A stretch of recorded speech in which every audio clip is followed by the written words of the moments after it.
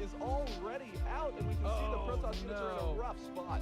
Oh, the Zerg player is not going to be able to get away from those. And they all latch on, and it's that Mothership Core's ability, and it looks like, he entombs all of the mineral field. That is one of the big numbers. He's abducting, pulling tanks away from the front lines. There's the Ultra's charge underneath the ground, allowing them to advance forward, and we see an excellent he's got show. Blue Flame there as well, just flying through those Zealous siege tanks, trying to what they can.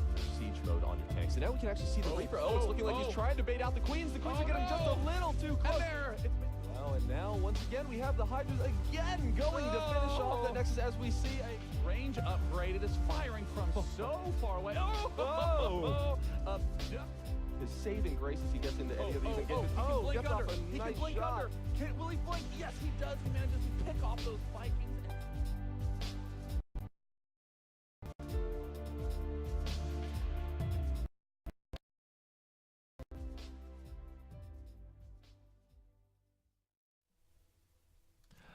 Good evening, ladies and gentlemen, boys and girls. I am Jarisar. With me is Maddles, and we have a pretty exciting evening of Starcraft 2 to bring to you today live from the G Affinity Studio in London, where we're going to be continuing with the Starcraft 2 Elite Division here. Of course we are, and we've got some brilliant games coming up.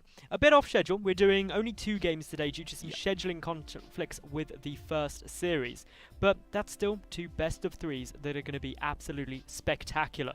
The first of which we're getting ready to load into now. That's right. Yeah, the countdown. The countdown has actually already begun because the players super spot on have been ready for about 10 minutes, and they're just getting into the correct mindset to get into this game. They're going to need it, to be honest, because we have Alien Invasion's Patience, ladies and gentlemen, going up against Millennium's 4GG. This will be immediately followed by another game involving Patience, who is relatively new in terms of his explosion onto the StarCraft 2 scene, where he's posted great results, where he's also going to be going up against another Terran player, Empire's Cass. Now, this series, or the first series at least of the night, is a very balanced one statistically speaking. These two, only a slight advantage given, actually to 4GG here, but only about 5% advantage over the entire series, so I'm very interested to see exactly which way this is going to go down. But the map started, so let's jump in and get the introductions. All right, ladies and gentlemen, boys and girls, welcome. We have here in the top position on Heavy Rain, it is none other than Millennium's 4GG.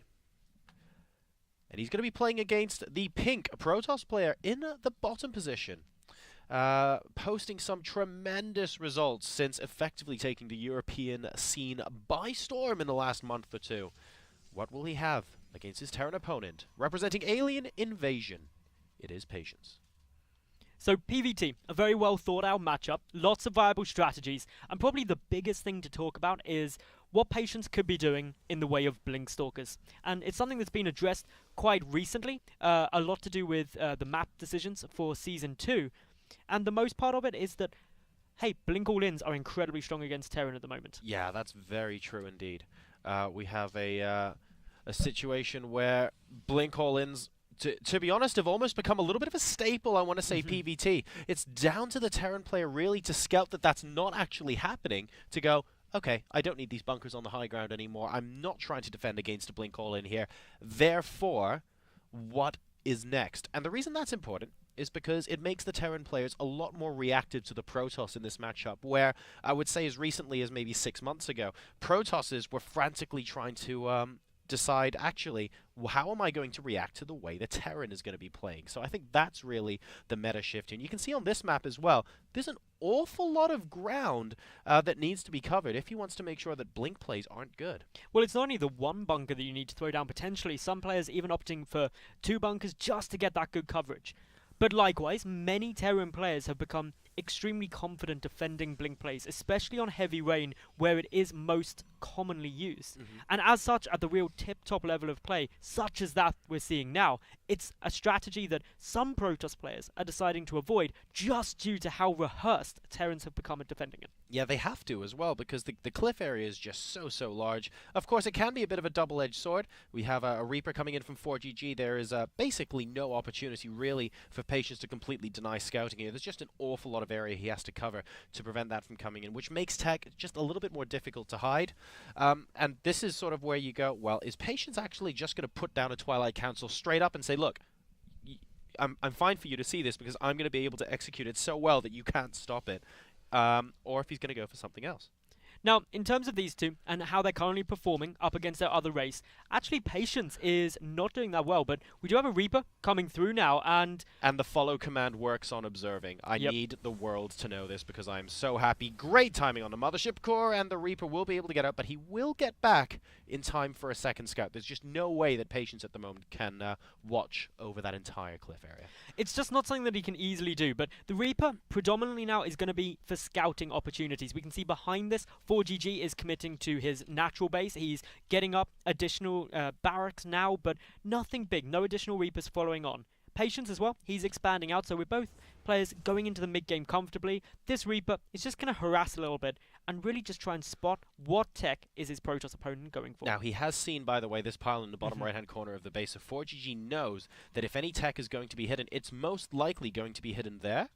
So he might just come back in with the Reaper to move over to that bottom right. However, Patience, seeing this, is actually going to be opting for the Stargate over here on the left-hand side. And note this little SimCity as well, the Cybernetics Core Stargate and pylon there, just preventing that Reaper from being able to get safe passage from left to right, and hoping that this Stalker would be able to pick it off more easily as a result.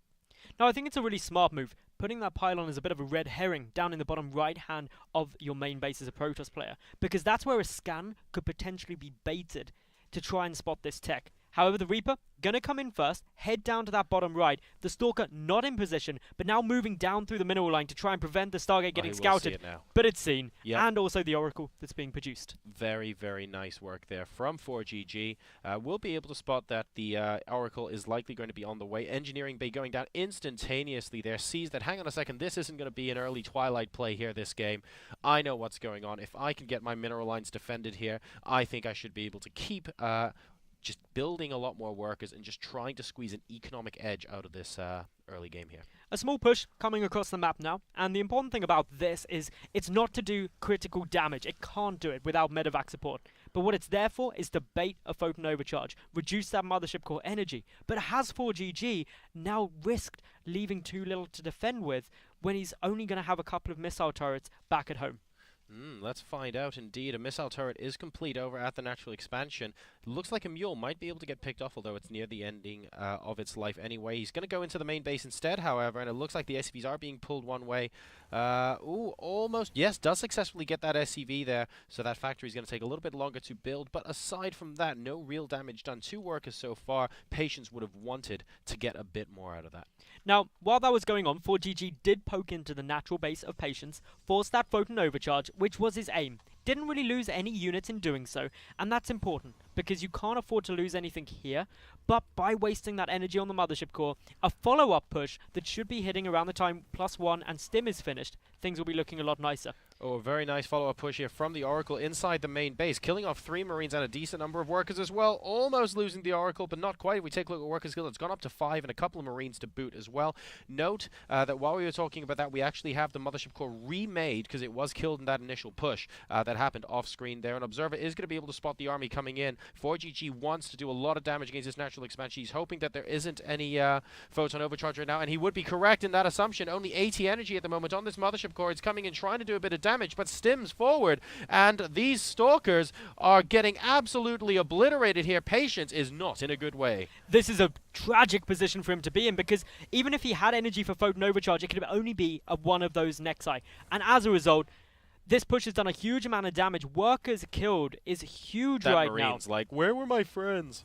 Oh, and there he goes again. 21 workers killed to 5 right now, and Patience finds himself in a very awkward position. He is down 27 probes to 38 SCVs right now. He is completing, though, his Colossus tech. He will be able to start that very, very quickly indeed. And to be honest, I think Patience now has to commit to trying to get some sort of timing off of these 2 bases and hope that he does a lot of damage against 4GG. That push was great. The important thing for Patience is that his Colossus tech hasn't been scouted. 4GG did not go down to the bottom right of Patience's base, and as a result, he hasn't yet started Viking production.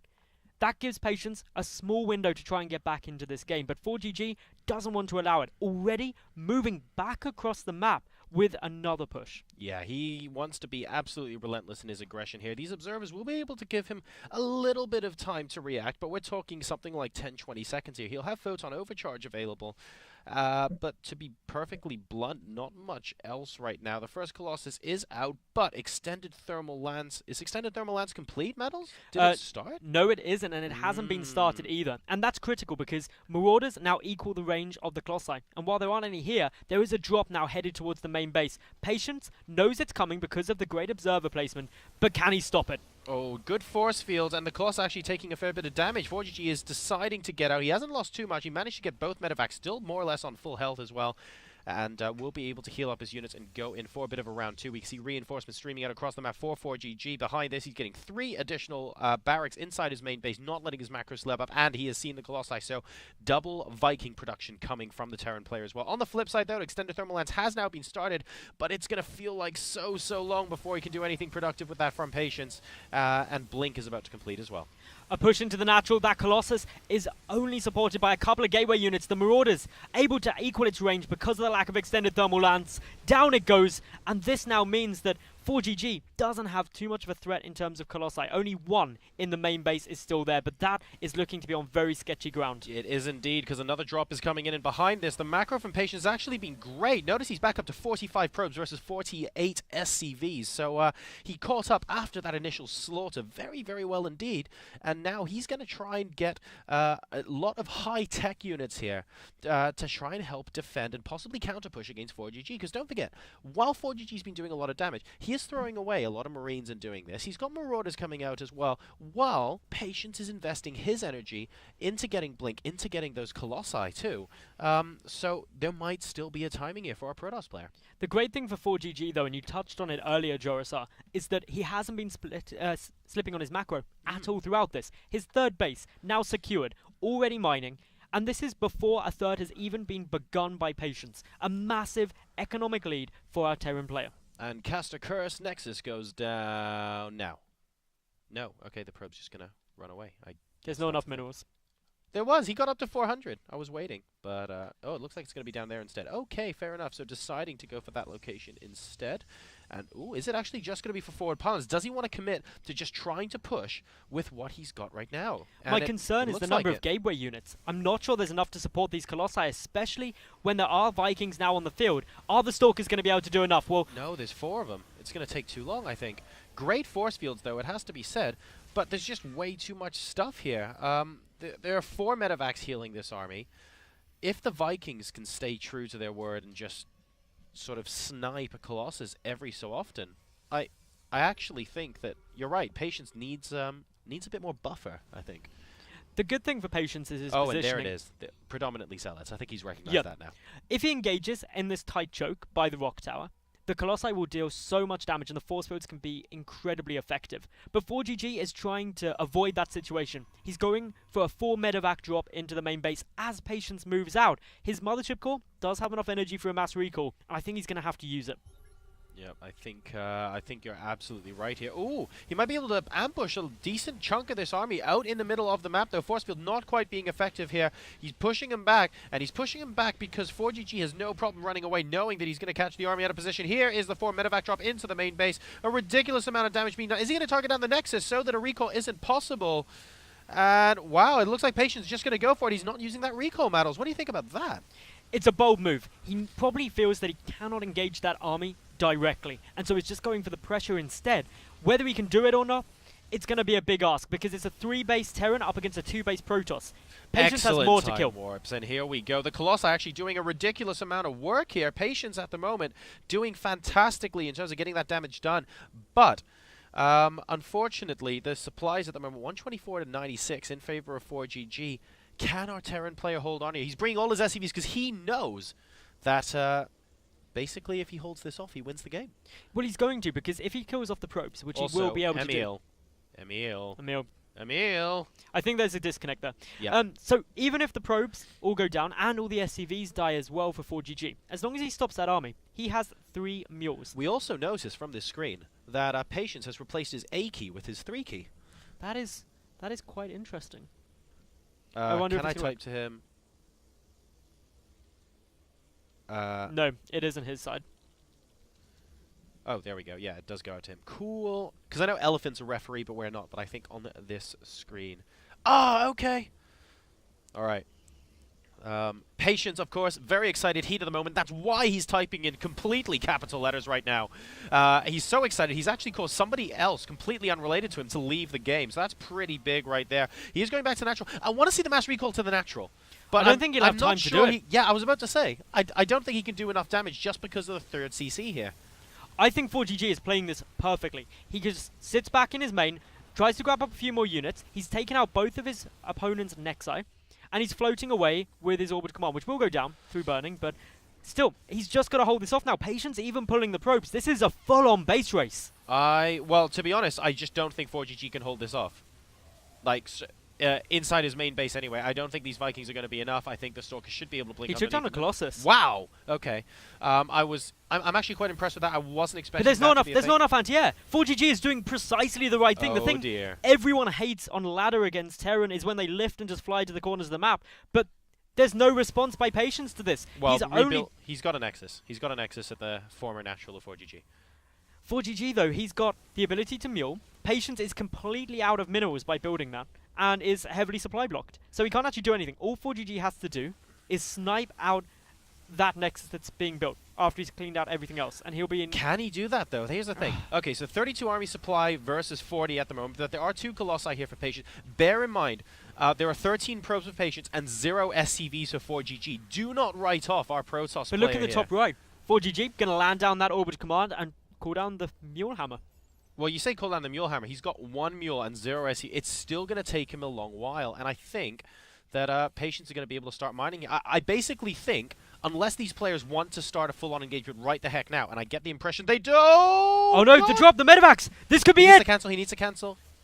He needs to cancel. He needs minerals to build a Nexus again. Okay, good. If he didn't cancel, that would have been huge. But I actually think Patience has the superior army right now, and he should just be able to, at leisure, take this base. But look at 4GG's bank. He's building a couple of tech labs to start Marauder production. Yep.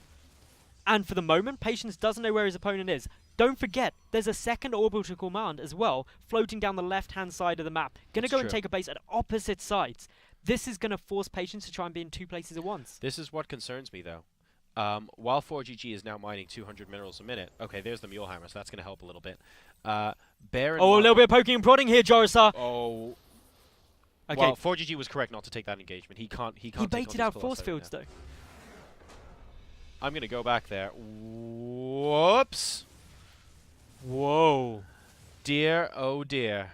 And in a moment of madness, a snipe out came. Now, I'll tell you why that happened as well.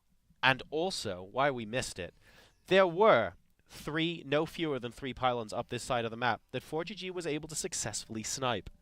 That was brilliant play by 4GG. And because Patience had built those, and he knew in the back of mind he had those, he forgot that this Nexus ended up being his last structure because 4GG was able to go off to the right-hand side there and pick them off. So it looks like baiting that out from the army has just simply given 4GG game number 1. What a ridiculously exciting start we have here.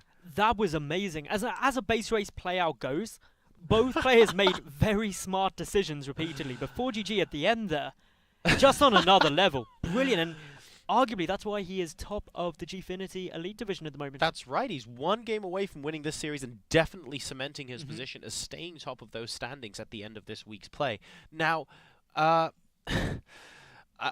do think that at the end there, Patience had opportunities, in my opinion, to get back in the game, simply because, yes, mules are good, but it's still 0 workers versus 13. He would have been able to get some sort of 1 base economy up. The reason why that's important is because if he can keep the Colossi alive, he needs to get additional gateway units to support it.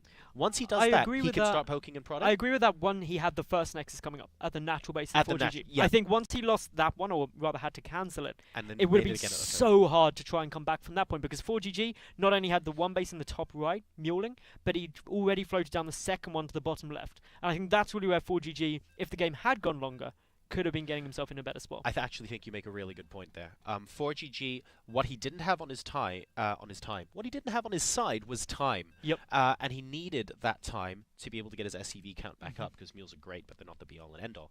And forcing that cancel at the base when it was about 90% complete, and then going back and having his opponent make the base again. Okay, in a more open location, which I suppose contributed, but just having that nexus, putting down one more time, means that he was just able to, just able to buy himself enough time to maybe get enough army out as well. So congratulations to him there.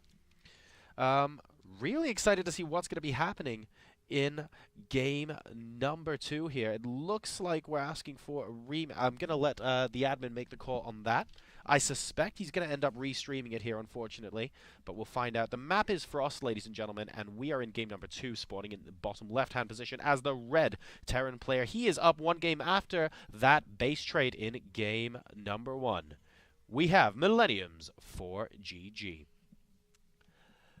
Up in the top right is the blue Protoss player. A crazy base trade, and to be fair, he did very well to get into that position after losing so many workers early on in that game. Do not count this guy out. He plays for Alien Invasion, and his name is Patience.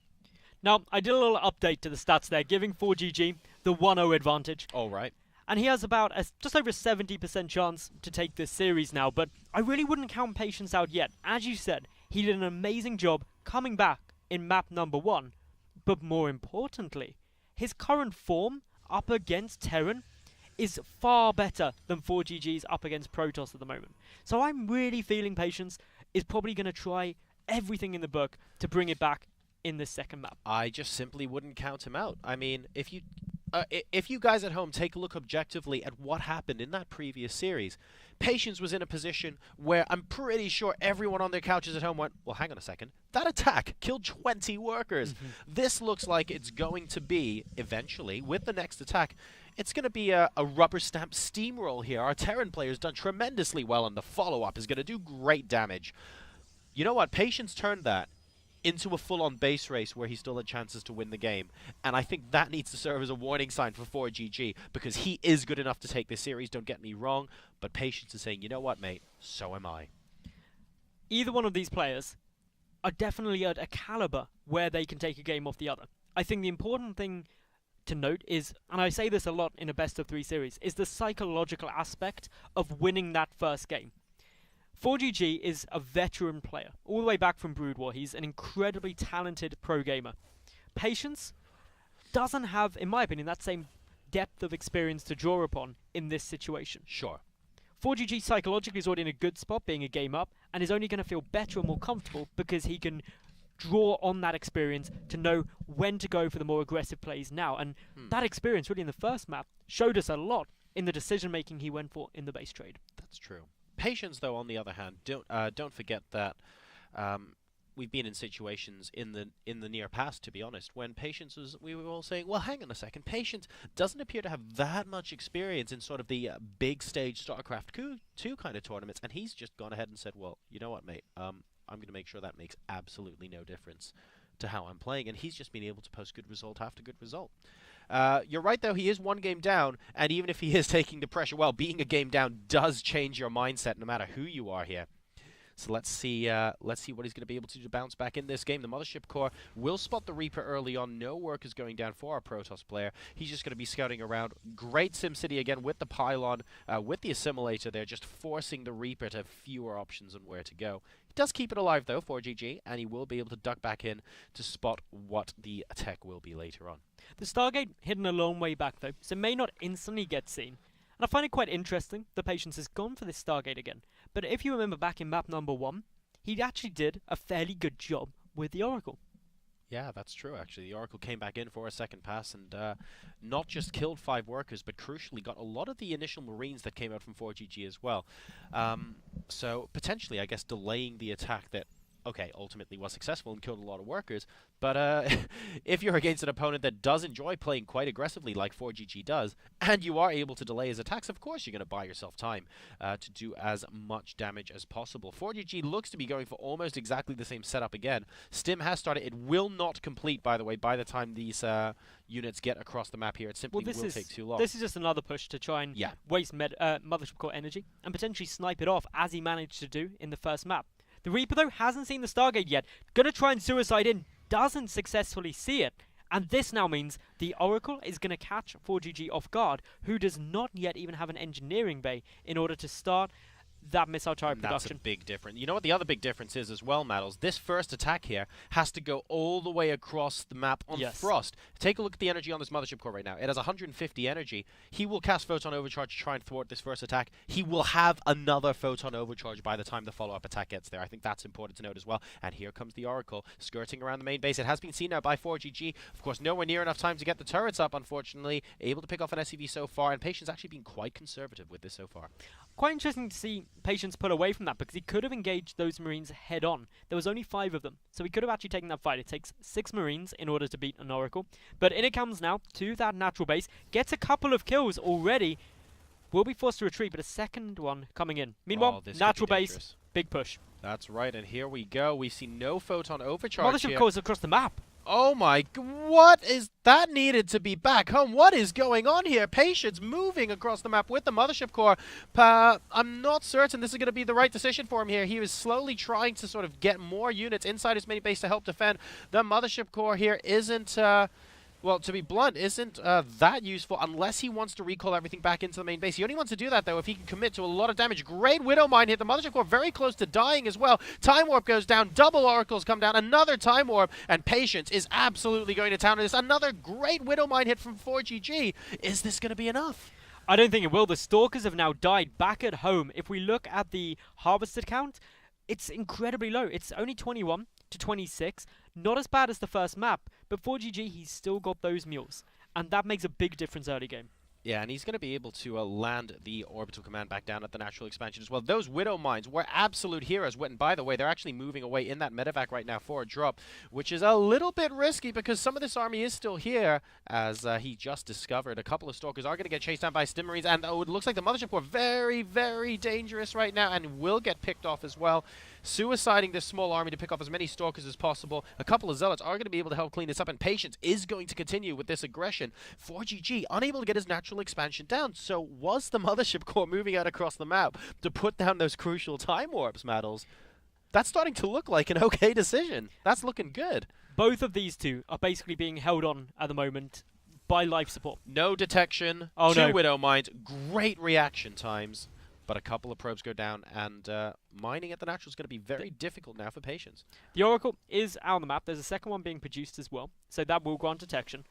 But both these two are trading very heavy blows.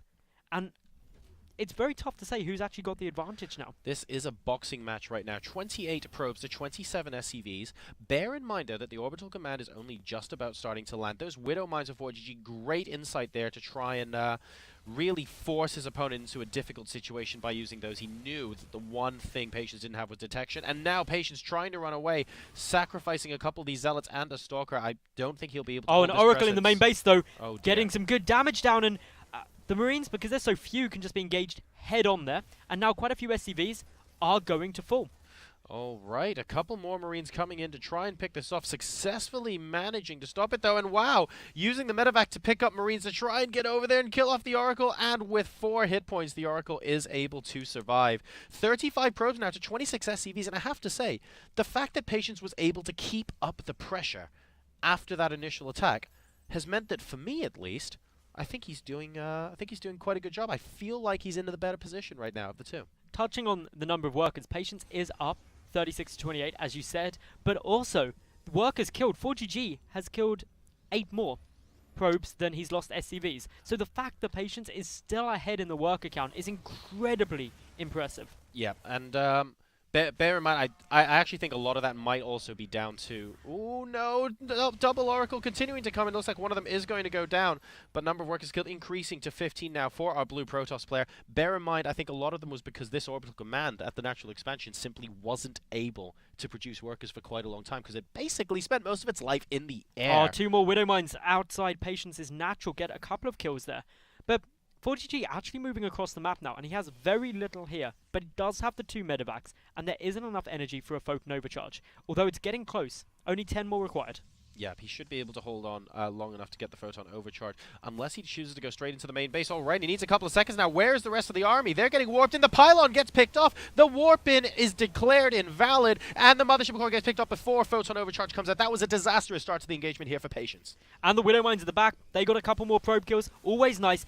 Charge is being delayed. The pylon repeatedly taken out now. Patience is struggling to not take actual quite sizable damage here. Won't die to this push, at least not before the reinforcements come over.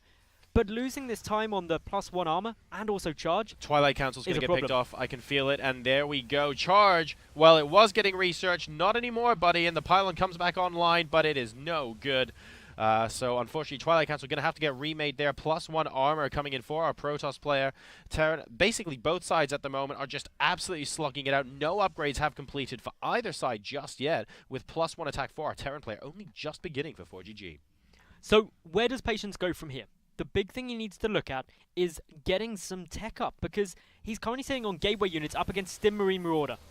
And this is what happens. The Force Words will buy him time, but 4GG just containing the Protoss player so effectively. He's doing a great job at the moment. Supplies currently 93 to 77 in favor of 4GG here. Another stim, though, and his medevacs are actually getting quite low on energy. He needs to be a little bit careful with those, but like you said, Maddles, gateway units only, not the greatest defense against a decent amount of stimmed Marines and Marauders with medevac support. And it looks like 4GG might want to try and come in here and go for some sort of killing blow. This Mothership Core, how much energy does it have? And there we go. There's the photon overcharge. It looked like it was borderline, and it certainly was. This might be the blow that helps Patience guarantee he can stay alive for now. My concern for Patience is, does he have any kind of splash in the works? And the answer, no.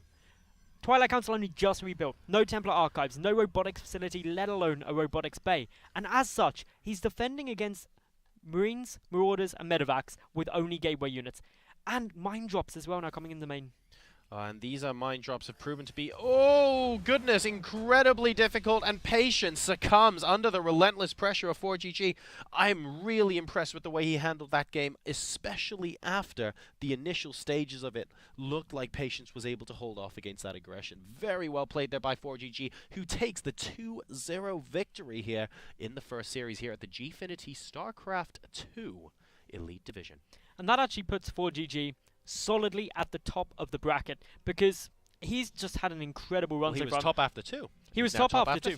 He's, 3 games, 3 wins. Definitely where he'll want to be. And it's games like that which make me love StarCraft as an esport. That kind of intense action, constant aggression, poking and prodding, trading blows.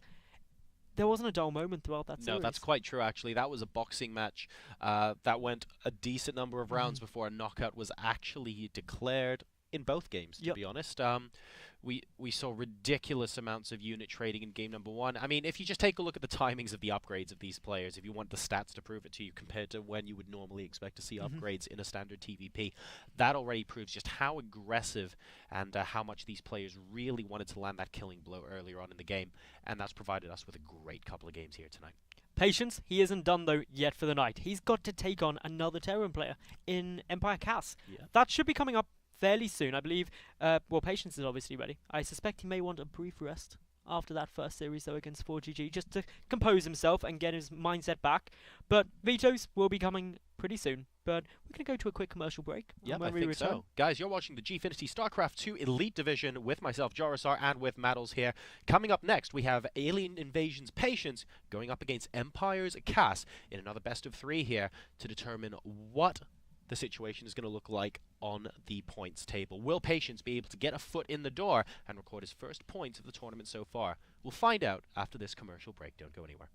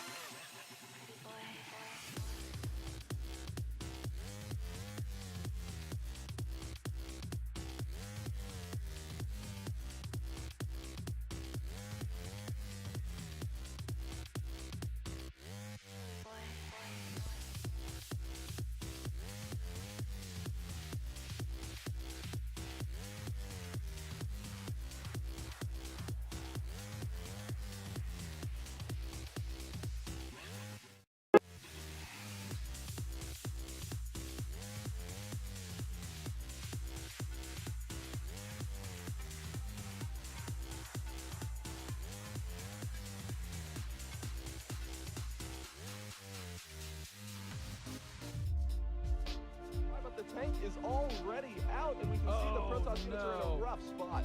Oh, the Zerg player is not going to be able to get away from those. And they all latch on, and it's that Mothership Core's ability, and it looks like, he entombs all of the mineral field. That is one of the big numbers. He's abducting, pulling tanks away from the front lines. There's the Ultra charge underneath the ground, allowing them to advance forward, and we see an he's got show. Blue Flame there as well, just flying through those Zelda siege tanks, trying to what they siege mode on your tanks. And now we can actually see the Reaper. It's looking like he's trying to bait out the Queens. The Queens are getting just a little too close. Well, and now, once again, we have the Hydras again going to finish off that Nexus as we see a range upgrade. It is firing from so far away. His saving grace as he gets into any of these engagements. He can blink under. He He can blink under. Will he blink? Yes, he does. He manages to pick off those Vikings.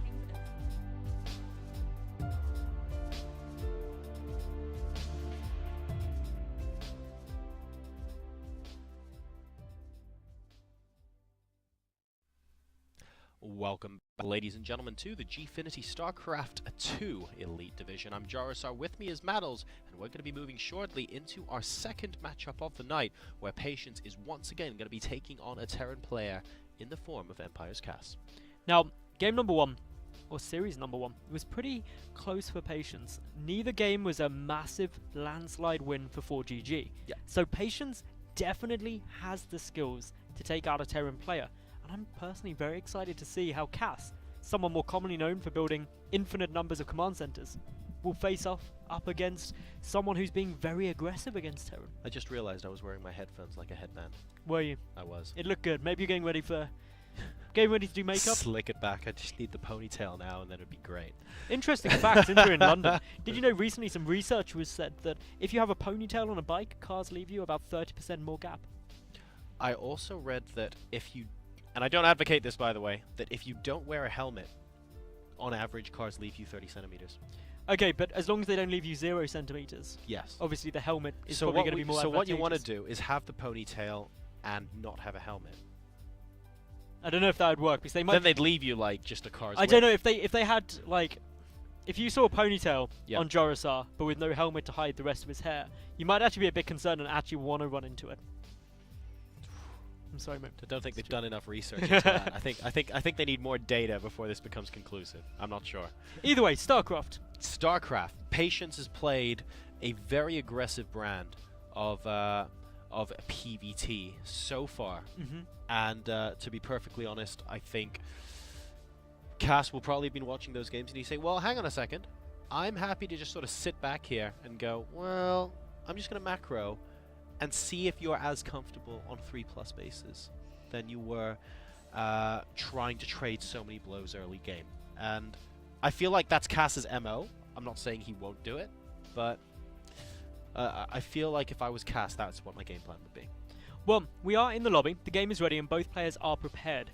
Heavy Rain is going to be the first map of the evening, and as a result, everything should be going very, very sweetly. Being another TVP, Blinkstalkers are going to be a concern for Cass, and I'm actually really hoping Patience continues with quite an aggressive playstyle up against Terran, because while 4GG look quite comfortable to contend with that, I'm not sure how Cass will do. There's only one way to find out. I mean, Patience is going to have to try and just see how Cass responds to it. 4GG responded with a ridiculous amount of aggression. That much was clear. We had a base trade in game number 1, and game number 2 was an absolute slugfest with no upgrades. Will Cass respond in the same way? Patience might want him to, because that means Cass has to play Patience's game. Yep. Kind of makes sense. I'm just not sure Cass will. I get the feeling Cass is going to want to try and revert to macro, and that could end up biting him, because Patience might just have a timing attack that just kills him outright. But if it doesn't kill him, Cass is going to feel like he's in such a comfortable spot. Well, we're loaded into the game, so let me get these introductions underway. Alright, ladies and gentlemen, we are on Heavy Rain here for game number 1 between these two players, and spawning in the bottom position as the red Terran player. He plays for Team Empire. Can he do what his predecessor did and defeat his Protoss opponent? He is Cass. He's going to be playing against the blue Protoss in the top left-hand position here. Has lost, unfortunately, a PvT already today. Is he going to be able, though, to turn it around and get his points on the board here in the Elite Division? Representing Alien Invasion, we have Patience. Now, the most important thing that you have to do when you are such a well-established player, such as Cass, is you have to know how to play against your opponent. And we've discussed this before we loaded in, quite in depth. Yeah. That we're both of the opinion Cass is going to try and play a macro-orientated style. Sure. But Patience has shown time and time again that he wants to be aggressive. And if he continues that on, it may catch Cass off guard. But likewise, as you just said, Patience, he's just come out of a series where he lost 2-0 to a Terran. That's never good for your mindset. No matter how experienced you are, it's going to hurt. Well, Cass has watched these games as well, so he's going to know that Patience is playing something similar. We'll see if he uses that to adapt his playstyle at all. So far, we just see the gas coming out. We see the barracks coming out as well. Just going to be grabbing that Reaper early on in this game. Nothing too out of the ordinary so far. In the meantime, just a gateway opening coming out from Patience. So nothing really to tell just yet. So, with this very standard opening, we can start looking perhaps at what could be coming later on. So, I'd imagine both players will end up getting a very normal, natural base timing, especially off a Reaper expand that we'd likely see from Cass. And then there's always the threat of the 2 base all-ins from Patience. Are we going to be getting him going for the Blink Stalker play that is devilishly effective on Heavy Rain? Is he going to try and rush up some splash damage, some Colossi, some High Templar, which, believe it or not, we didn't see at all in his series up against 4GG? Yeah, that's very true indeed. Wasn't really going into those massive late-game compositions at all. I mean, in the first game when we were going for the base trade, there was a time where we thought, ooh, actually, these 2 or 3 Colossi might be able to deal a little bit of damage, but it wasn't going to be quite enough in the end. It wasn't the kind of gameplay where you could see, actually, this is exactly what I want to do from the game start. It's almost like he wasn't prepared. Well, not prepared, but wasn't expecting for it to get that far. It's just, that's kind of what happens in games that end up being slugfest, though, aren't they? Oh, definitely. So, as it stands, both players are expanding out. The Reaper, for Cass, now making his way in. Going up the ramp. Doesn't want to use those jetpacks quite yet, but right on cue, Patience's Mothership core appears and starts showing it away. So far, so good. Very nice and standard here. Of course, a lot of cliff area for the Reaper to play with if he wants to come in and try and spot some hidden tech. Nothing too out of the ordinary. The natural expansion for Cass is going to complete very shortly. Just building it on the low ground. They're not feeling any particular threat. And we will see shortly what kind of tech Patience goes for. Is he going to go for the Stargate once again? No, we have the Twilight Council this time around, so he is switching it up against Cass. Doesn't necessarily mean it's going to be the Blink Stalker play, especially as the Reaper has now got the scout down on that Twilight Council. Massive bit of information for Cass. Patience, though, he could go Dark Shrine and rush out DTs. He could go straight up into High Templar. Both viable options. Doesn't necessarily mean it'll be a Blink play, but it is highly likely. Yeah, I'm not sure I would necessarily want to bet against he's had at this point. We were talking about how this Blink play tends to be a bit of the bread and butter of PvT at the moment. And if Patience wanted to test his opponent... Ooh, but interestingly, going into Robotic Facility, if Patience wanted to test his opponent and just say, look, how well do you actually handle this? He could go Blink and know that he's always going to be, actually, it's still a decent position. Interestingly, the Twilight Council was selected by Patience, but he's not producing anything out of it yet. Doesn't have the money to, and there goes Blink. So this is a very interesting build, because getting the Robotics Facility isn't crazy. You need the Observer since the Mothership Core Vision nerf, but usually you start Blink up before that because you can get out Robo and the Observer before Blink is finished. Whoops, and a lot of micro wars going on here. These 2 Stalkers trying to pick off as much health on these Marines as possible. Needs to be careful though, because a Marauder is about to make its way into the mix, and I think that's going to spell the end of this little poke and prod over here. Still, some very interesting stuff happening on Patience side though. Still pumping out the Observer as expected, but the Chrono Boosts are not being spent on the Twilight Council as of yet. I'm keeping a good eye on it, but there's enough energy for Chrono Boosts, but they're just not being used. Yeah, it's as if he just wants to hit a little bit of a later timing with an Observer to get maybe a few extra units into this army composition before he makes that hit. We can see the bunker going down now on the low ground for Cass.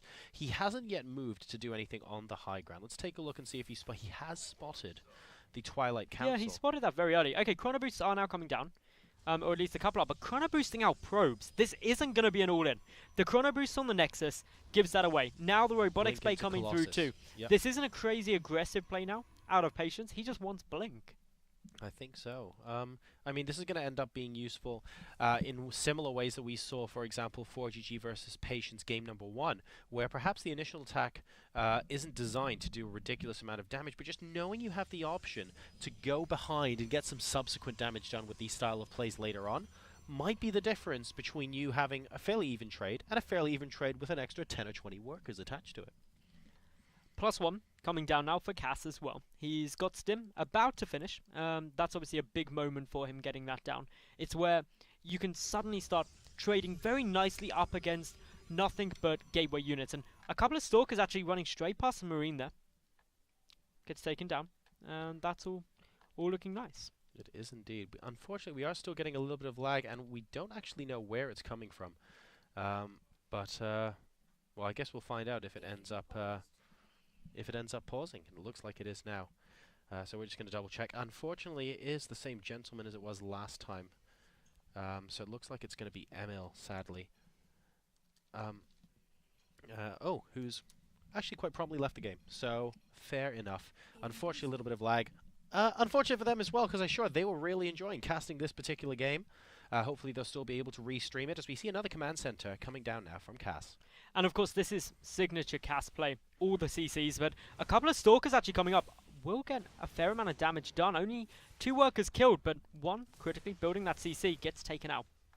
And this is what we were talking about, these little surgical strikes that are now available because of this Blink play. However, like you said, not an all-in. We're not going crazy amounts with it. We're in fact going to go into double upgrades and try and get some Colossus support behind it.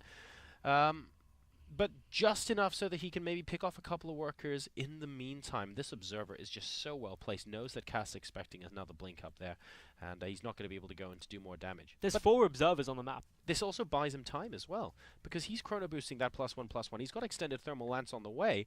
The next hit isn't going to be a Blink into the main. It's going to be a full-out fist to the face from the Protoss player here.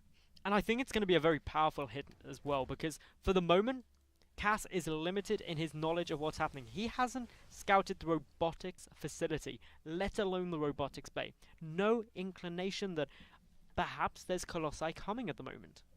That's going to end up being a big blow. All he sees... Okay, knows now. Stalkers. And if he didn't know before, he certainly knows now. That Colossus is not even going to lose all of its shields. That small pack of bio is going to go down. And now we see the larger army from Cass. Is he going to want to engage? He's stimming forward. Needs to be a little bit careful. There is only 1 Colossus. That's a lot of bio coming in. Has patience. Maybe being a little bit overzealous in trying to defend this third base. It's almost certainly going to have to get cancelled. The Colossus goes down as well. And this is a big win for Cass. There's no medevac supporting this army either. With the Colossus going down, I honestly feel that actually Cass can continue moving forward. He's got to just be a bit careful of the Photon Overcharge, but with medevac support coming in now, he can really go for this, and Patience is going to be in a challenging spot. I think he kind of has to, though, to be honest, because he doesn't want to just sit there without the medevac support while extra Colossi are being produced, and that's exactly what's happening now. Blink backwards to let the Photon Overcharge do its work as well. Here come 2 medevacs. He's going to be able to get out with a lot of that army, but not all of it, and Cass will be forced back here. If we take a look at his own third base, it's down, it's mining. He's got the mules mining there as well. So Cass maybe getting a little bit into his comfort zone here. He has successfully prevented a third from going down for his opponent. Of course, Patience is fully aware of that. He's got that great observer placement on the cliff, has spotted exactly what's coming, knows that the rock tower has been knocked over and is now being destroyed, preventing that as an option for Patience. And these observers really are doing a lot in terms of map vision for our Protoss player at the moment. Yep, he's checking to see if his opponent has a third as well with this pylon as well. And it looks like another engagement there. Ooh, very nice picking off that mine there. Going to be quite useful. And... let's take a look. Where are the other observers on the map? There we go. Wow, this is just fantastic positioning, isn't it? To be honest, he can see everything that's coming, and I love this observer here, sort of in the center of the map as well. That's just really, really useful. Patience stabilizing. Admittedly down economically at the moment. 64 to 63, or 64 workers apiece, but mules for Cass will give him a slight advantage. Oh, and he sees the load up on the medevacs, and he knows that there are at least 3 of them coming his way as well. Did Patience catch that? I think he might have done, although he's only sending 4 zealots over here to the top right at the moment. He is gonna... he's gonna get a second chance to see all the medevacs anyway with the Zealots. And... Hi, mate. How's it going? Oh, great reactions there from Cass. Did Patience see it? Well, he's not responding as of yet. No pullback. The Stalker count is only at 4, and they are currently by the third base. By the third base, so not going to be getting back in time. Okay, now he sees 3 medevacs from the pylon. It's very difficult for him not to see this now, but here we go. The triple drop into the main base. He sees the double forge being chrono boosted out. Is he going to be able to pick off the upgrades? If I was a Terran playing here, I'd want to go and grab those upgrades, and that's exactly what he's doing, Maddles. One goes down. Second forge could easily get focused. This is quite all in, though, now from Cass with this drop, because if he loses all this, he loses a good chunk of his army. One medevac goes down. One is able to escape out fully loaded, but having to sacrifice a significant chunk of his army there. Yeah, that's an interesting trade, but both forges did get taken down, and it was likely that Patience was trying to do some sort of timing out of that. That's going to throw his timings off just a bit. He has fewer gateway units because he lost a couple in that engagement as well, so he doesn't really want to move out without enough support for these Colossi here. And in the meantime, these 3 bases are just comfortably mining really well for Cass now. His army supply at the moment is 94 versus the 78 of his Protoss opponent. And both sides are even on upgrades with with extra upgrades on the way for Cass, and I think that could end up being pivotal. Cass is on top of everything right now. He's got a Ghost Academy just finishing up. Knowing that he sniped down the robotics bay, he was prepared for a tech switch from Patience, which is actually a very interesting decision that could have come through. But since that isn't happening, the Viking count up at 8, contending with 4 Colossi. Cass is in a very strong spot at the moment. This is, very nice there, picking off the medevac, preventing an additional drop. I have to say, I think that Cass is in a position right now where I believe 2-2 is complete for him. Oh, sorry, +2 attack is complete for him. +2 armor will be complete in about 30 in-game seconds. He can actually afford to wait a little bit. Why not wait out the Photon Overcharge and guarantee you'll be 2 upgrades ahead of your opponent, because he knows he sniped both of those forges. The important thing is those upgrades, as you mentioned. It gives Cass such a great ability to trade up against his opponent. While the supplies are relatively equal, specifically the army supply near identical, Cass has got mobility with the drops, but a couple of Zealots now coming into the natural base of Cass. Oh, hang on a second. Oh, great scan, actually, and the drop's going to get aborted, and you're right, the Zealots doing some good work over here.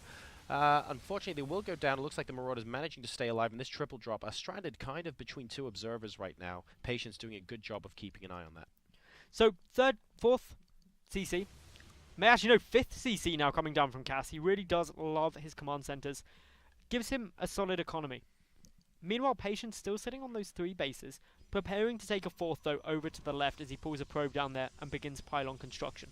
He's got 2 extra cannons coming up as well to try and prevent, to basically allow his units the freedom to move away against this drop. Another scan actually confirms that there is no way Cass is going to be able to get that drop off. He is better having those units maybe come in from the side against the 4th base, or just joining up with the main army and trying to attack in towards the 3rd base location here. Is he going to be able to get these medevacs? They need to boost out. One of them almost going down, and great play from both sides. Very, very solid stuff from Cass there and Patience. Neither player really getting an advantage at this stage. Very equal game in this later stages as we approach the 20-minute mark. But it's very different to the games we've already seen Patience Oh, play. totally. Cass is now playing the game he likes to play. We've got a big pushing, though, coming from the side now. Those Whoa. Vikings snipe down the mothership core, but a lot of infantry getting taken out in exchange for that. A nice EMP hits a vast majority of this Protoss force, knocking out the shields. Very good stuff by Cass, but still being forced to retreat. Aggressive blink forward. Can Patience take this fight? And wow, he actually takes out all of the Vikings very, very quickly. He's running out of gateway units, but look at how much splash damage is on these Colossi. Is it going to be enough? These Marauders actually in red health, and it looks like the last couple of Colossi are going to be able to take this out. Cass is going to have to retreat here. He is back to 138 supply versus 131. I think the start of that engagement there, that blink forward from Patience was both good and bad. Bad because he simply lost all his gateway units really quickly, but good because he was able to successfully take out, I think, all but one of those Vikings very early on in that engagement. The downside, though, for Patience is that Cass has got the greater economy still. He's mining the same amount of gas, but about 800 more minerals per minute. And that means that his resupply, theoretically, should be faster as long as Cass keeps his macro on check, which, frankly, he is doing an amazing job of. As is Patience, though. Both of these two players below 500 minerals and gas. We've got High Templars on the field now for our Protoss player. Patience just poking away at that fourth base. Goes, hang on a second, this is a planetary fortress. Might have to come back with a little bit more. I wonder if he's going to go into more of a Zealot Archon-esque composition here. We can see him getting more of his upgrades. Storm is about to complete as well. Colossus production has halted for now. So I think he's going to be banking on Cass having an awful lot of Vikings in their next engagement that might not be able to do very much. Well, the Viking count is up at 13, so the 4 Colossi that are currently on the field will get taken out exceptionally quickly. That's going to be a challenge for Patience. His Storms have to do a lot, and admittedly, the Ghost count isn't great at only 5, but if those EMPs are good, it could be massive, but great feedbacks there. And down goes a couple of Ghosts. Yep, only 3 remain. Successfully getting 2 of them now, and we can see the scans towards the third base. Actually picking off an Observer as well, which is something we haven't seen too much of this game. Fantastic EMPs at the moment coming in from Cass. Is he going to be able to pick off a base, though? A huge warp coming in from Patience as well. Are there EMPs left in this army? Yes, there are. Fantastic positioning there, and these Vikings have completely taken out the Colossi. What, though, can he do with the resulting storms? He's waiting. Is he going to be able to get the storms off? Simultaneously, the third base of Cass is getting assaulted by a handful of Zealots and a High Templar, but they should get cleaned up pretty quickly. And there we go. So Cass able to thwart this threat. Is he going to try and push in towards the third base? It doesn't look like it at the moment. I'm pretty sure he's recognized that Colossi have stopped being produced. Archon's coming into this mix as well, and a couple of Immortals, which should be able to shred those Marauders with ease. And Cass is going to have to work out what he's going to be doing with all these Vikings in the next engagement.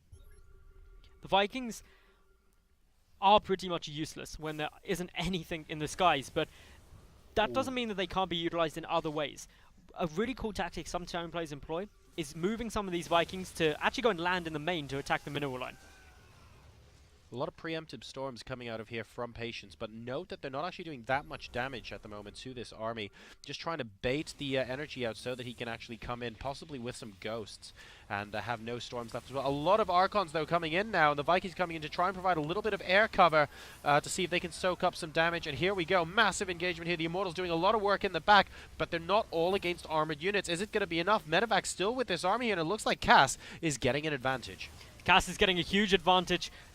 The High Templar count only at 4, and they don't have energy at the moment. Getting sniped down a couple, more Immortals coming through, but GG. Cass takes it in what was a very long game, up at just shy of 25 minutes. Wow, congratulations there to Cass, who takes game number 1. It's not over yet, though. Patience is going to have the opportunity to bounce back. And I just want to talk a little bit about going up into that final engagement as well. We noticed that Cass was constantly moving up and down the ramp. Was that really required? I feel like those 4 preemptive storms that Patience had to put down to prevent the army from coming up, with hindsight, maybe he should have just let the army up and used the storms when he was up there, because when they finally got up, the storms were gone. The damage that could have been dealt wasn't there anymore. The aim was simple. Patience was trying to storm on that ramp where there was a very tight choke, trying to hit the maximum number of Terran units should Cass commit all the way forward. But since he didn't, there was no concern with that. That was also heavily against what the stats are telling us how that game should have done. Because, to be honest, Patience had about 70+ win percentage chance up against Cass there. After that, though, Cass now a very small advantage, but about 50-50. Statistically, Patience can make a comeback. All right, well, we'll see if he can do that. Patience at the moment, unfortunately, not having the best of starts here, to be honest, in the Elite Division. He has yet to win a series. He might be able to come back and win this one, but he's going to have to do it from 1-0 down. Cass forcing Patience to play a slower style than he did against MMA here. Took game number 1. And I have to say, it wasn't blow for blow like it was with 4GG, but he played his own game, and he seems to have done it well. I would very much like to see Patience go for that more aggressive style again. I think it would benefit him against Cass. So you think perhaps instead of going for that robotics facility as well, you might have liked to see that rush for Blink in this game? I think the rush for Blink could have been very good. It won't work on Habitation Station, which is what we're loading into now, but a rush to Blink would have put a lot of taxing on Cass's decision-making, micro, and emergency management. Yep, sure. Rather than letting him fall into his macro game, which is definitely where Cass is most comfortable, as we saw in map number 1. All right, well, we'll see if he's able to turn around in game number 2 here. Like you said, the map is going to be Habitation Station. Not the most popular map for Blink All-Ins. It's not Not really something where we go, oh, this is going to be an automatic map for X, Y, or Z. But nonetheless, it's still possible, and it's still strong. Let's see if he ends up doing it, though, as we hop into the game. Should be going pretty soon, and, well, the thing about Habitation Station is that you do have the gold base as well. So this is something that can be very interesting, although neither player going to go for the quick bounce over, but spawning up in the top right-hand position as the pink Protoss player representing Alien Invasion. It's Patience. And his opponent to the top left, the red Terran player representing Team Empire, 1-0 up at the moment. It's Cass. I am pretty excited to see... Only pretty excited. Well, I'm absolutely stoked, but I gotta save some for later in the game, man. Oh yeah, true. You can't just, like... There must be some... You know when you run a marathon, you don't sprint the first 200 meters. I don't run marathons. I only do 200 meters, ever. Did you see, Run... Was it Run Fat Boy Run? Simon Pegg? Yes. Yes. Where he was leading the London Marathon? Mm-hmm. What a legend. What a legend. What a That legend. would be my approach. Anyway, in this game at the moment, things are going fairly normal. The key difference is Cass hasn't yet started up a gas. I'm waiting to see if that comes through or whether it'll be a quick expansion. Meanwhile, Patience, opening, same as ever.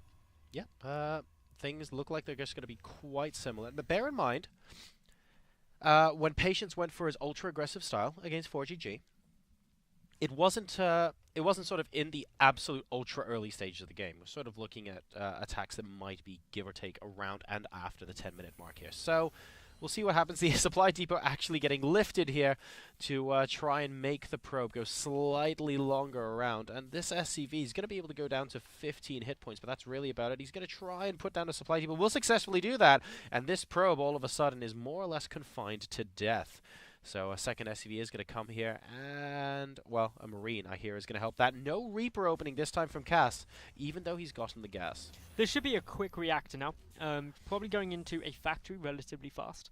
Could go for a Hellion lift play. It's always a nice little build to go for. And that's really what Patience is going to be scouting for here.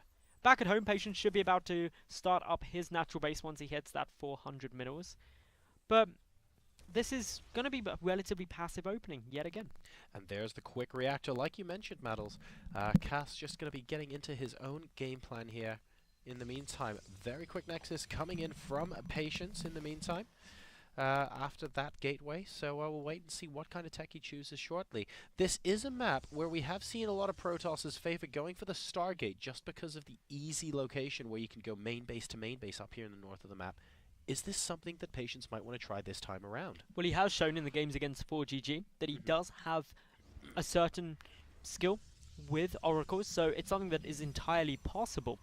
But hasn't really shown anything too much of a commitment to it as of yet.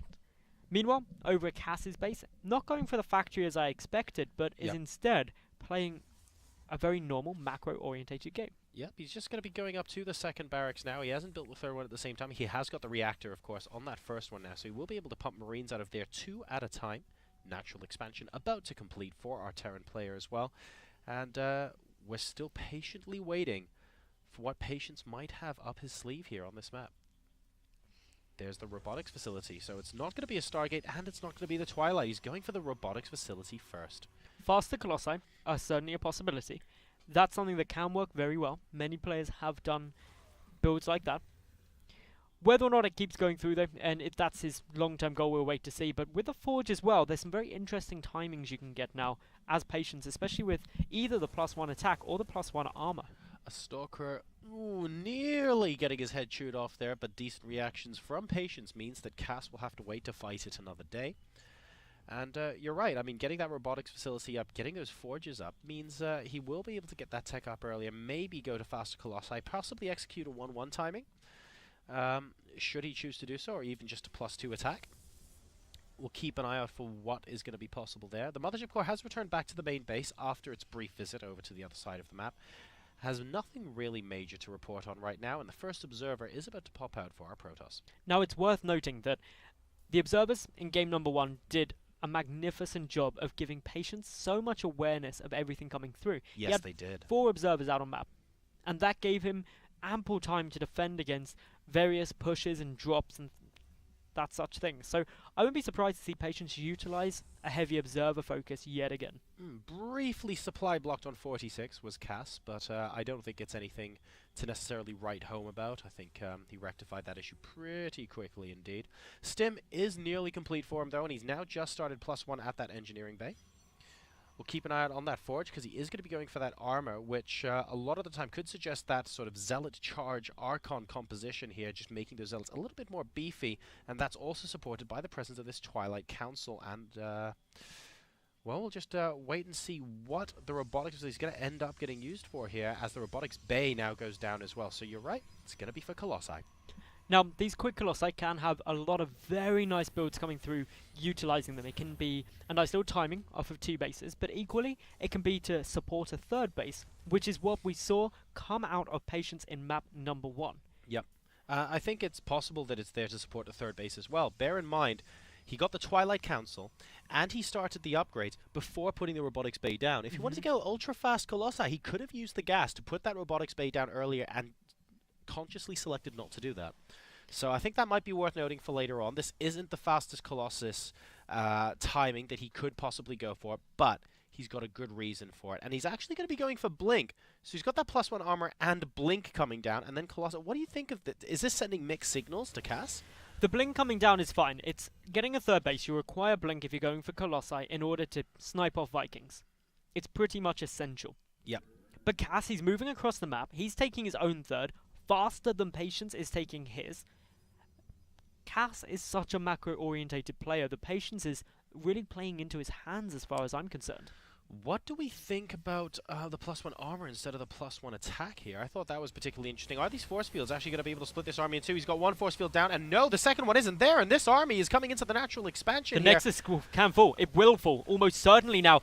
This is a great little push. That Nexus is going to go down. The Colossus is there in time, but the sacrifice was 100% worth it. That is half the economy of Patience, and with only 1 Nexus, he cannot afford all of this production and all of this tech that he currently has. And all of a sudden, the game plan for Patience has changed considerably. Like you said, he cannot afford everything he's got going on for him with that economy taken out. He's moving out now quite aggressively into the middle of the map, but what can he realistically do? He's got 1 Colossus, a couple of Zealots, and a couple of Stalkers. And Cass did successfully save some of those units, and he's got more coming out with another 2 medevacs. I just don't think Patience can break this if he attacks now. Even with the Colossus, it doesn't have extended thermal lance, and that means that the Marauders equal its range and can start sniping it down. It's the Hydra Nexuses, Metals. Lose 1, build 2. That's Definitely. Easy solution to the problem. Who knew the solution was that simple? I imagine the Protoss are quite an environmentally friendly race as a whole, being an advanced species that They're so environmentally friendly that they recouped the resources from 1 Nexus and made it into 2. Exactly. Excellent. Recycling at its best. But Patience, he's going to have to do more than recycle a bit at the moment. He's down in supply and a quad drop heading into his main. And here we go. That is actually a very sizable chunk. Now, there are more Colossi with this army at the moment, I want to say. There they are. And we'll successfully force the drop away for now. These observers are just placed in such great locations. I really like the location of this one as well, because it means if a drop goes, but then goes off to the left, he'll see. If he goes off to sort of land at the gold base and come back around, this observer will also see the direction of that. So I really, really like it. It's not only that. Patience has got pylons around the perimeter of his main base to give him further vision of any drops that could come through. Overall, Patience map awareness is phenomenally good. It is stellar. I'm really enjoying watching him play with that at the moment. It's something, basically he's saying, look, you might be able to do something that'll kill me, but I sure as heck will know about it first. And that's a great way to play here. He's also got the, of course, offensive observer. We'll be able to spot the 3rd base, although he does need to move out there shortly. He will notice that the army is going to be moving out here. And he must have an indication now that Cass has taken a 3rd base. He couldn't not. If Cass was still on 2 bases, he'd be wanting to maybe snipe off a Nexus again and try and trade favorably so that he can get his own 3rd down. We'll see the units positioned here, but the observer still choosing not to go over as of yet. But should have a good indicator. A lot of missile turrets coming down inside the main base as well. That's going to prevent observers coming in from counting the production structures. But I suspect the bigger threat, especially on this right-hand side of his main base, is going to be what are these for those Vikings Warp Prism. Going over the top. Are they going for a little Viking hit squad into the natural? No. Oh, no, he's taking out observers. He's trying to prep for future drops, I think. That is a smart play. If he takes out these observers. But to be honest, He could simply build another observer and say, hang on, if you're going to swap the equivalent of nearly 300 minerals in that scan for an observer, I could just build another one and say, you really want to keep trading like this? I'm happy if you don't drop mules nearly as often. Right now, this game is about to take a very sharp turn in one way or the other. Yep. Cass is moving through multiple lines straight across the map. He wants to take this fight. 2 Colossi are contending with 10 Vikings, but there's those 7 High Templar, and Storm is complete. If Patience hits Money Storms... Whoa, Cass, okay. Choo-choo, and here we go. Cass means absolute business with this. How much splash damage do we have over here at the third base? Well, there's the Storms. Don't pull SCVs against Storms. It's a dangerous move, but Cass has got to do it now. Time Warp is good, and oh my god, tremendous Storms. I'm not sure about that third one. He needs to get the bulk of the army. If he has 2 more Storms here, great Storm actually against the Vikings. Is it going to be enough, though? Both Colossi are still up, believe it or not. And they're doing a lot of damage right now. SCV's still alive. Cass currently a 151 supply versus the 139 for Patience. The third base is forfeit. He's moving into the natural. War Prism gets taken down. Those Colossi getting annihilated by the Viking count. The Storms nowhere to be seen anymore. Blow his energy early. And, well, now the infantry just happily cleaning everything up. And oh god, that was good. That was better, and a lot of units are in the red. Patience is going to be able to push this back, and that is the Storm, I think, that kills off this attack. 117 supply versus 67 says, excuse me, Mr. Cass, nice SCV pull, but maybe another time. That SCV pull was huge. While the third base of Patience is dead and gone, he's still at 65 probes compared to 18 SCVs. And Cass was much higher up. I mean, basically he had +1 attack during that push. Patience had +2 armor and +1 attack. So it really was an uphill struggle, and maybe that's why he pulled the SCVs as well. But I'm just not sure about that timing. It's pulling SCVs against Storm. It's not an effective thing to do, and that's because the SCVs can just get annihilated by Storm incredibly fast. Cass, though, doing everything that he can, stutter stepping away from this army, kiting the Zealots. But the longer this goes on, the better it gets for Patience. Yeah, this is effectively the last standing army here for Cass. He's being backed into a corner here, just moving further towards his half of the map. There goes the medevac. GG is called, and Patience, ladies and gentlemen, takes game number 2. These guys are up to 1-all, so we're going to get a deciding match. Now, I cannot stress enough, the pull of SCVs with that army from Cass was a genius move, because he didn't know about the High Templar. The second Storm becomes a factor. SCV pulls are basically useless, because the Storm, you've only got to hit a Storm for half the time on SCVs and they die, pretty much. So you can't use them as an effective buffer. Against Colossi, they're great, because the Colossus could be attacking the SCVs, so your army and infantry stays alive. There was one moment as well where it looked like after those first 2 Storms we were going, we need some more Storms here. A lot of these SCVs are still... Yep. And then the follow-up Storms came by, we were like, okay, this is all right now. Yeah. It's about knowing that the High Templars are there. You're absolutely right. Big SCV pull. I don't feel like Cass needed to do that, though. I kind of felt like he got it to a point of the game where he went, well, okay, I'm doing okay against my Protoss opponent here. I'm doing well to macro up. Can I get away with this? It's the Star Sense. Yeah. It's a very fine moment where, equally, a lot of players will choke and think, I can't kill my opponent yet. I can't kill him yet. I can't kill him. I'll macro up a bit more. I'll be a bit more safe. And don't actually go for that killing blow. Cass went to the other extreme, though, and goes, right, charge. Unfortunately, Leroy! Yeah, it was a Leroy moment, and it didn't work out for him. So, map number 3, Patience, just taken his first win off a Terran player so far this evening. L2M Stronghold, I'd say this map probably favours Cass's playstyle. Just a very macro-orientated map. Very, very big, yeah, I would agree with that. But crazy things can happen too. It's true. I mean, we saw that last game. Cass deciding to try and pull the SCVs out of nowhere there, really. And unfortunately, not a good effect for him. But we'll see if he can turn it around here in game number 3. Bear in mind, to be honest, up to the point where he was pulling the SCVs, he was actually doing all right against Patience. There was no 100% need to do it. So you could always get to that position again and decide, actually, I'd like to keep macroing up, please, if you don't mind. There isn't really anything early game that he has to fear from Patience, especially not on a map this large. We are in game though, so we're going to be seeing exactly how these 2 players decide to play it out early on. And Jorasar, would you do the honors and introduce the 2 of them? Most certainly, Maddles. We have spawning here in the bottom left-hand position of Altazim Stronghold. unfortunately not winning that last game with a humongous SCV pull, sadly into Storm. Is he going to be able to turn this around and hang on for the victory, representing Team Empire? He is Cass. His opponent spawning in the top left position as the pink Protoss player.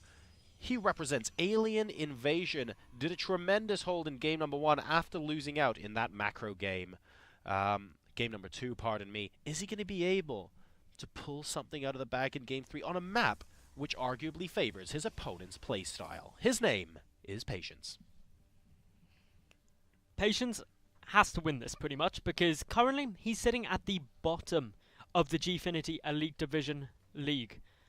Having now played 2 games, or 2 series, he's lost both of them. This is his 3rd series so far. Even if he now beats Cass in this game, it will only put him on level pegging with him overall. Yeah. That's a big thing to do, and we really need to see Patience win this if he wants to still be in with a chance at actually getting a high placement in this league. Fair enough. He's, I mean, Patience knows he has to win this. He's not in a great position at the moment. He can't be feeling that great about it. But at the same time, there's opportunity here. He can get that first win off the ground, and he's saying, actually, I might be able to try and get in on some of the money here.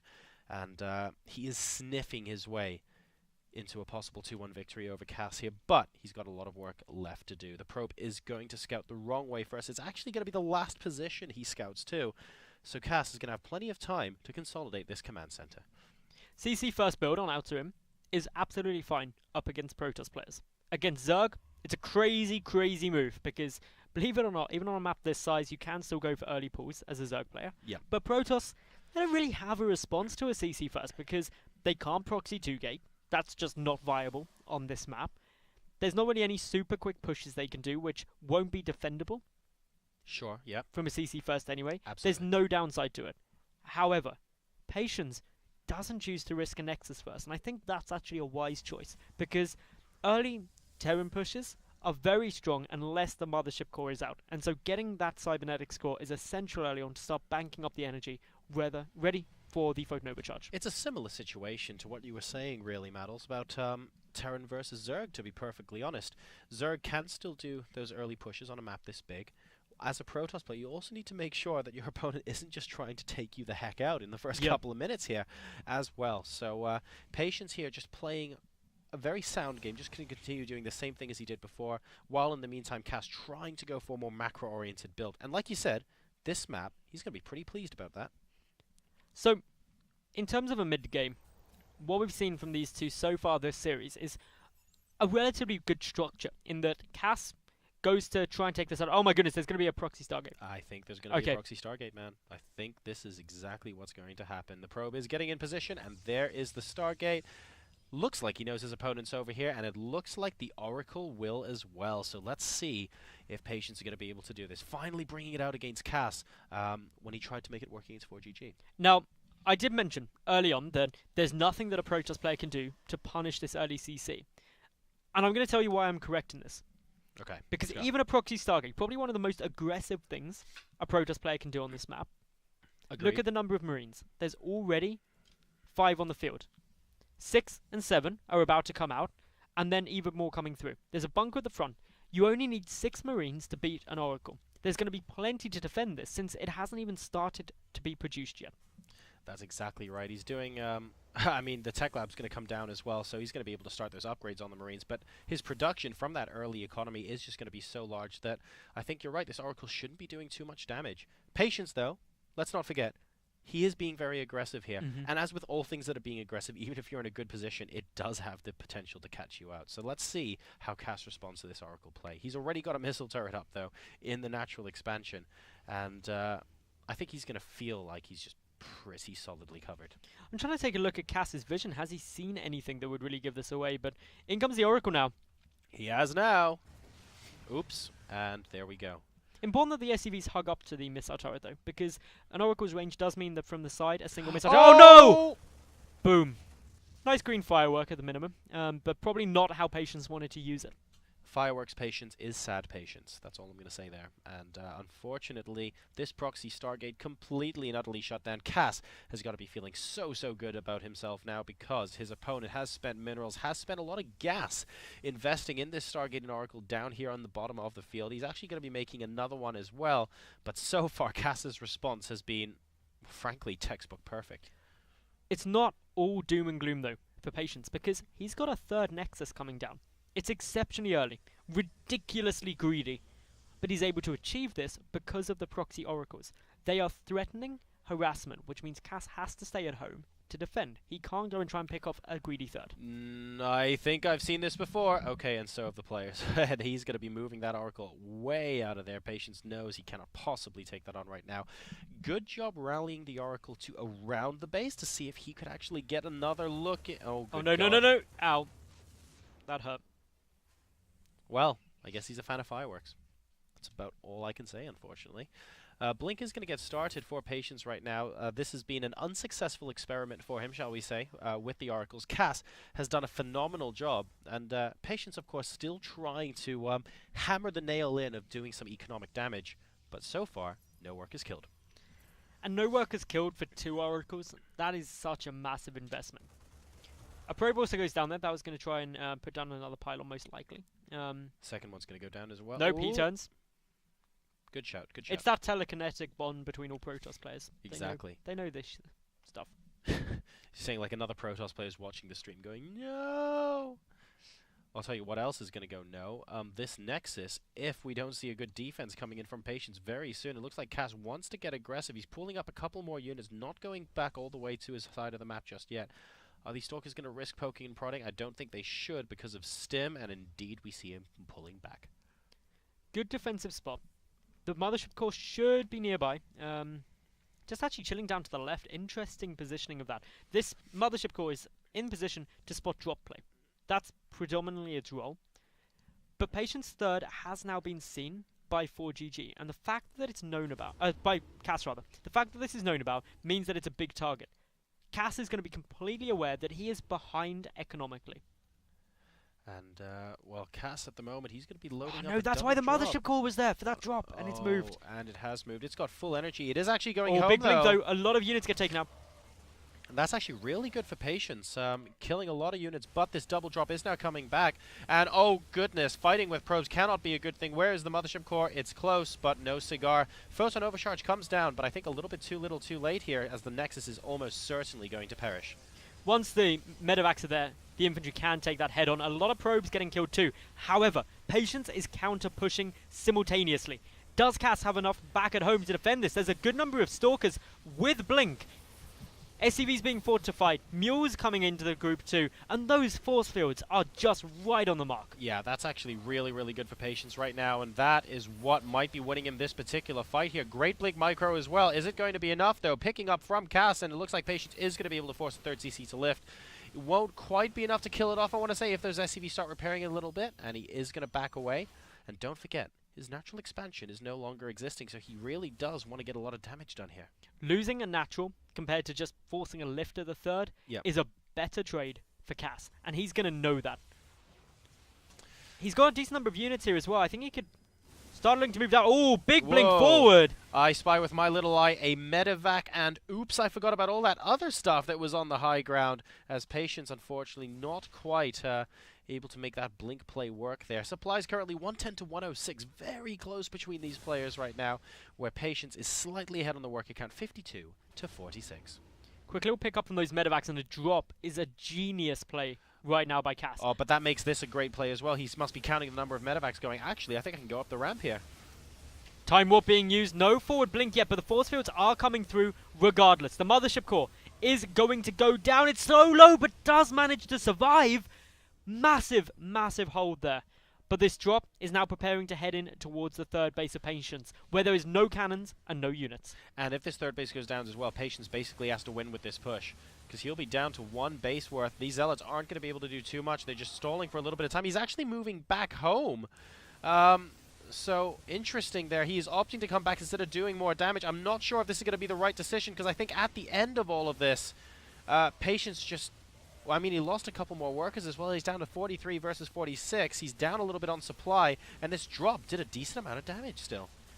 Interesting decision making from Cass to take out the probes as opposed to the Nexus, perhaps feeling that he didn't have enough time to secure the kill there, and so went for the guaranteed damage instead. Yep. I don't know, what do you think about the double medevac load up? Do we think that maybe Patience could have tried to come up the ramp here once he saw those medevacs were gone? Because I felt there was a moment there where actually Cass was in danger of being run over. I think the concern is just the sheer volume of Marauders in Cass's composition against the Stalkers. Yeah. They would have still been so effective they can close up the range. As we're seeing now, those Stalkers getting annihilated as they come forward. And with Stim done, as well as the 1-1 upgrades for Cass, there was no big advantage by doing that. Well, he chose to move back, and it looks like it was able to save him, but he did lose a decent number of workers in the process right now. The supply is currently 106 to 146 in Cass's favor. Where he's got the advantage is his army supply.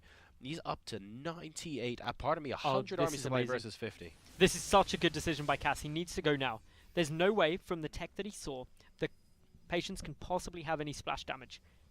Yes, there's a couple of High Templar down, but they don't have Storm, so they're becoming Archons. And this push could very well win the game for Cass. He has to go now, though, before Storm, before there's too much more of a force. And this scan should confirm that he's able to take this fight, especially with only a handful of force fields. And here we go, Guardian Shield going up, a couple of force fields doing well to zone out that army initially as the Photon Overcharge goes down, and Patience continues to buy himself a little bit more time. If he can get a few more Warpins in, for example, a couple more Archons with the composition, they would do very, very nicely, thank you very much. And that's exactly what he's trying to do right now. Cass knows he can do well. Oh, a big pickup. I'm not sure if that was a misclick, potentially. Depends whether he goes off for the drop anyway. Looks like he is going to go for the drop regardless, so ready to push in. That's going to be very, very important if this drop actually goes down. Yeah, I think he's going to want to try and draw as much of this army away as possible so that he can come back in with the main army, or he's going to use the main army to basically the natural base. Engage. Nope, the drop's going to go down first, and here's 3 medevacs worth of death. And now Patience has a really difficult decision to make. Cass could actually just run away with the main army and say, what are you going to do with your natural? The main army's not faring too well either. The force fields are okay, but the Archon's now down. GG is called, and Cass takes the series 2-1. Congratulations there to Empire Cass. He will be the second Terran opponent, actually, that Patience falls to today. Quite surprising, given Patience's performances, to be perfectly honest, elsewhere. He gave it his absolute all. But in that slugfest against 4GG, you have to say, at least Game 1, pretty close. And Game 2, very exciting. Unfortunately going down 2-0 against Cass. Again, a really close series, but Patience not quite able to pull it off. I think the big thing is that Patience in that first series against 4GG was on the brink of actually taking both of those games at points. And that is such a heavy investment emotionally and mentally into that series that it's always going to put a player at least somewhat on tilt moving forward. And that's going to be challenging. In terms of how this affects things, that means Cass has now played 4 games, 2 wins, 2 losses. He's played the most games so far, and it will actually put him tied in second place, I believe, with Snoot, if I'm not mistaken. Because you only get points for a win. Actually, so it's tied first place between Snoot, 4GG. It'll be 3-way tied temporarily, but 4GG has won, so that would put him tied second. Yep, so that's good news for Cass. Exactly. Unfortunately for Patience, though, he's now played 3 games with 3 losses, which puts him a long way down the standings, right at the bottom of the table. He's going to have to do some impressive stuff going forward. Now, bear in mind, though, that the 3-way tie for second place at the moment are on 6 points. If Patience closes out his remaining 2 matches with wins, he will also be on 6 and be in with a shot to getting in those money positions as well. So not all is lost for him, but he does have a gargantuan hill to climb, as well as possibly hoping for a couple of foul-ups from his peers there, so that he's able to climb further up in the table.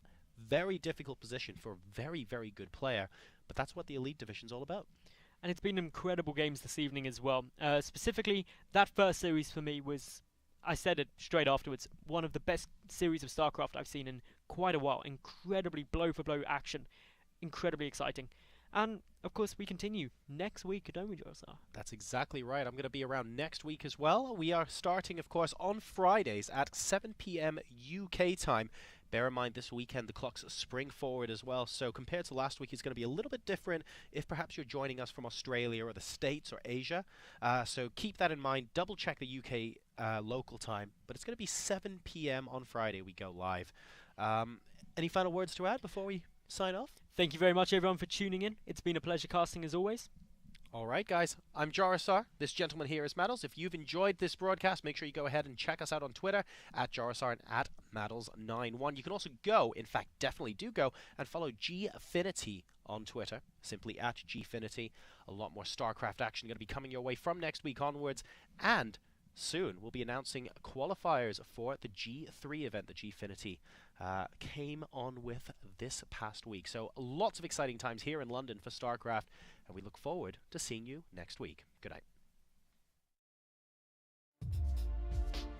But the tank is already out, and we can see the Protoss units are in a rough spot.